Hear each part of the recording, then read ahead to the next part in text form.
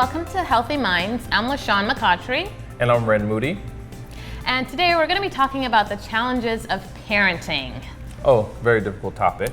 It is a very difficult topic, but I think that there's some information that we can share. I think it's a topic that a lot of people would probably be interested in hearing about. Parenting is pretty challenging. The thing with parenting is that there's no perfect way to do it. There's no one way to do it. You know, everyone has to adjust to how their child learns, and that's what we're going to talk a little bit about. Absolutely, you're right, Ren. So let's get going. Let's talk about some of those challenges in parenting. Okay, so one of the main challenges of parenting is learning how your child learns. Mm-hmm. Every parent goes through a learning process when they are working with their child, and no two children are alike. Even in the same family, huh? Even in the same family, especially in the same family when you have an older sibling or a younger sibling. Or twins. Or even going to be twins. Different. Very, very much different.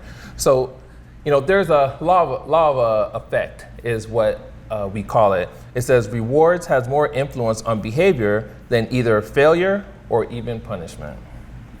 That's true. So when you think about it, it's important to reward children. Oh, definitely. I know a lot of times we hear, or society thinks that, if a child does something wrong, let's punish. But really, you know, we can look at how effective rewarding a child is. Positive reinforcement is probably the key. Mm-hmm.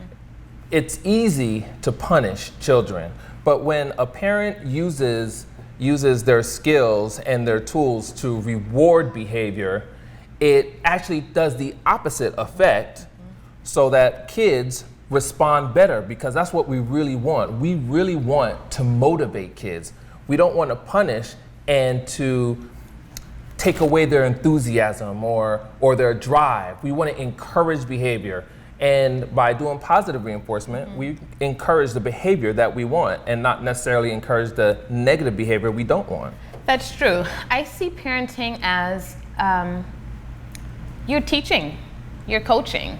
You know, your children are with you for a limited amount of time. And so the idea is you're preparing them for society. You're preparing them Yes. to function well. And so it's our role as parents to ensure that they're prepared for that. Again, it's not easy, but there's some specific things to keep in mind with that. Definitely, Sean. The one thing I do want to point out is when we punish, of course we want to avoid that as much as we possibly can.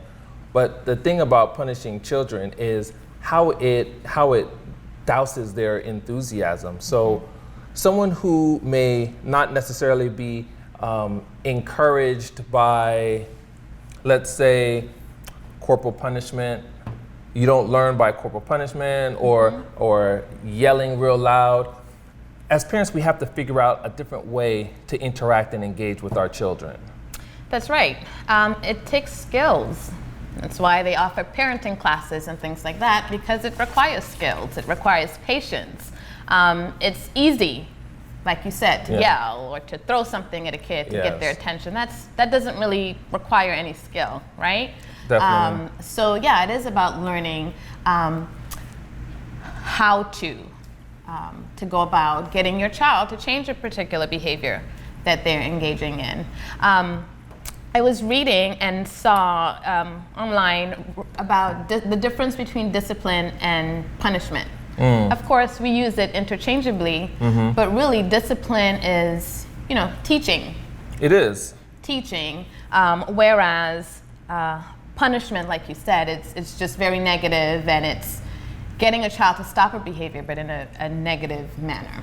So let's talk about how we get kids to learn a different process, because that's very important for parents to understand. Children, they learn a process based on how the parents function. So let's talk about that operant conditioning, how children learn to interact with each other. They learn a lot of that by their environment, how they interact with others around them, society. That's how their behavior is learned. What about reinforcement? When parents, and I see this quite a bit, when parents behave and interact with each other, I don't think parents realize that how they interact with each other is reinforcing a behavior in their children. It's teaching them. Yes. It's teaching them when your parents are interacting with each other or with a neighbor, you know, kids are watching, they're learning how to interact with others as well. Especially when a parent is interacting with their own child. If a parent uses, back to the punishment, corporal punishment in particular, then you have to assume that a child may use that at school as well. Absolutely, because you know the child is learning that it's okay when I do something wrong, I get hit. It's okay if a kid or peer is being mean to me. It's okay for me to hit them because that's what happens at home. That's what happens with me. And so yeah, they can learn that negative behavior. So what we want to do as parents is we want to reinforce the tools that we practice as adults. Absolutely. And I think that once parents realize how important their own personal interaction is with their friends, with their colleagues, and especially with their children, children are going to model that behavior. And I'm glad you bring that up. It's about modeling. What is modeling? Oh, well, when you model a behavior, you're being an actual example to what kids should do in a time when they may be confused or when the situation may be difficult for them to handle. So we model behavior for our children so that now they learn how to deal with tough situations. Absolutely. A lot of times in the homes, like you mentioned, in interacting, you know, with a partner, with a spouse, you have to be careful with that because, you know, your child is looking at what that looks like and how they interact with their friends at school as well. Now, what's important to understand is when we model certain behaviors, we're rewarding certain behaviors as well. So if a child is ignoring what you're saying and a parent is saying, look, I want you to listen to what I'm saying, so won't you have this soda or this ice cream so that now we can talk? Now you're rewarding what type of behavior? Negative behavior, of course. So parents have to be aware of what type of behavior they're rewarding and also reinforcing. Absolutely. I like to say, in terms of rewarding, I use this term, it's not specific to me, I've obviously heard it before, but catch them being good. That means that when a child is exhibiting behavior that you like or you'd like to see, that you let them know, that you tell them about it, that you reinforce it, that you praise them for exhibiting that behavior. Oh yes, and I know we love our kids, we want to do right by our kids, but it's really important for parents to realize that positive behavior could give a negative effect. That's really important to remember. If a child doesn't want to get up in the morning for school, and a parent is always waking the child up, you know, a teenager, do you really want to wake up your teenager to go to school? No, the teenager should know how to wake themselves up, get up, go to school. But if a parent is always waking them up, okay, Johnny, it's time to get up, that is rewarding the negative behavior. So they have no motivation to change. Right. And in a situation like that, I'd say natural consequences would be appropriate. What happens if a parent did not wake up their teenager who knows they should get up? What would be a natural consequence of that? They miss school. Especially if they have to take the bus. They missed the bus. Now you got to walk to school. You got to walk to school. You have a tardy or absent on your report card. Who wants that? Yes, exactly. So this is the type of behavior that parents don't want to reward by just trying to be nice to their children. Yeah. It could have a negative effect. Definitely, Sean. It can. Definitely. So the good behavior, we definitely do want to reward. Good behavior? Absolutely. Good behavior, we want to reward, we want to reinforce. Reinforce it, exactly. Definitely reinforce that good behavior by doing a slew of things. Good behavior could be rewarded by a hug. Good behavior could be rewarded by acknowledging how good they're doing. That's right. It's that simple. It doesn't take much to give a reward to children who are actually doing a good job. You know, there's been a lot of different discussions about like the token economy or rewarding children with things. Yes. And that's not what we're referring to. We're not referring to, oh, giving them candy. Oh, you did this, let's have a candy or a treat. But like you mentioned, verbal praise and acknowledgement and Yes. a high five. You know, just letting them know that you notice that positive behavior, that appropriate behavior, and you want to encourage it. And I do want to touch on the treats for rewarding children. Being that we do want to keep in mind that we are modeling a type of behavior, when we are constantly giving kids treats as a reward, that is going to translate into them rewarding themselves as adults with what? Treats. And we definitely want to avoid that, especially with the people have unhealthy diets. Right. And these diabetes can be caused by how we eat. Definitely negative side effects of treats. Yes, definitely. So, LaShawn, tell me about timeout. Timeout. Tell me about timeout. So timeout usually involves temporarily separating a child from a situation for a specified period of time. Normally the rule of thumb is 1 minute per age. And so the idea of that is, you know, if there's some misbehavior or inappropriate behavior going on, just kind of separating them from that activity, from that whatever is going on. Give them a time to process what is the behavior that is unwanted. Right. Time to think. Yes, time to think, time to process. Maybe what I like to say is, okay, let's do it over. But before we do it over, why don't you have a seat and think about what you did? Same as timeout. Timeout can be used very, very effectively, but it can also be used very negatively. When you put a child in timeout and all they're doing is sitting in the corner and they're not saying anything and you're not talking to them about what has been going on, that is a negative way to use timeout. I agree. But we have an opportunity to use timeout in an appropriate way as an adult. Absolutely. So when you have a child who needs that time to process what is going on, I think it's very important that any caregiver, teacher, uncle, aunt, parent takes that time to sit and talk with that child about what put them in this situation. Absolutely. It's a teachable moment. You know, this is what is going on. This is what, you know, talk to them about what's expected when they return to the situation.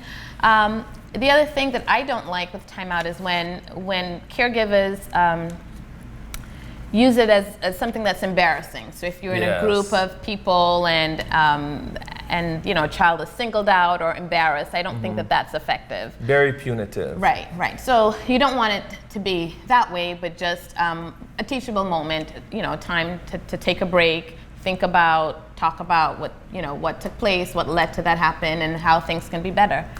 I agree, LaShawn. And you know what, before we leave, I think it's important that we talk about failure. It's a very difficult thing to talk about in terms of even adults, but especially with kids, because they process failure differently than adults. And some adults have a hard time even processing it effectively. When we think about failure, we always think about, well, the term failure, we always think about how much we didn't do it right. That it is how much we didn't do it right, what we could never get right. It is just such a difficult thing for especially a child to work through and process. That's right. I think it's important for kids to understand that failures it's a part of life. It is. And matter of fact, we should actually walk our kids through failure because sometimes not doing it right is an opportunity, it's an opportunity to help kids to learn how to transition. When kids learn how to transition appropriately, they realize that the things that we considered failures are just what you said earlier, LaShawn, an opportunity to learn. It's an opportunity to learn. That's all it is. Yeah. And it requires talking them through it, coaching them through it, and letting them know it's okay. And they have another opportunity to try at it again. So it's a positive experience. Of course, there's going to be some hurt feelings. Sure. You know, And you acknowledge that. Of course we acknowledge that. We acknowledge that, of course, there are hurt feelings, but we also acknowledge that it is a learning opportunity for them to do it better and differently. Absolutely. And I love it when I see parents who are saying, look, all right, it is okay that it didn't go your way. That's okay. How are we going to do it differently? What are we going to do What are you differently? going to do differently? Yeah. And I think that's important, just kind of talking through that. Because if you're punitive, saying, oh, let's talk about grades. Oh, they didn't get an A or B, or they failed a class. Oh my goodness, that's the hard part. It's hard, and it happens. We're not going to pretend that it doesn't happen. We're disappointed, we're hurt. But again, it's an opportunity. Hey, dude, what can you do better next time? What can you do differently next time to get a different outcome? Yeah, children are aware of their surroundings. They're aware of people who are doing it well, people who are not doing it well, and they're going to try and frame it in a way where they're part of a certain category. They're going to try and frame it whether they are part of the people who are doing it well or the people who are not doing it well. Right. But it's up to us as parents to say, look, it doesn't matter who is doing it really good. It doesn't matter who's not doing it really good. The question is, how are you doing it? That's right. That's the question. How are you doing it? That's right. And don't compare your child to anyone else. Your child is specific, and special. And special in their own way. Kids need to realize that they are special in how they do things. That's right.